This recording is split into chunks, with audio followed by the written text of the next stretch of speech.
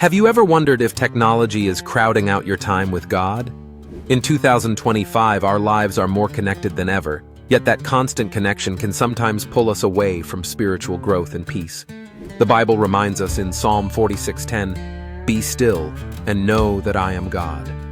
Unplugging from our devices creates space to experience this stillness, allowing us to truly listen for God's voice amid the noise.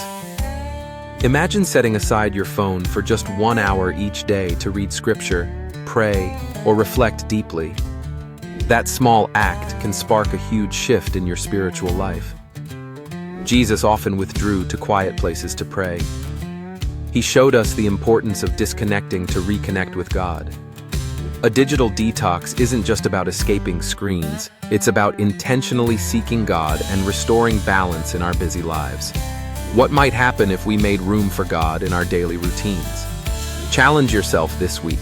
Schedule a daily digital break and use that time to deepen your faith and renew your spirit. Thank you for watching. Please like, share, and subscribe at the end of the video.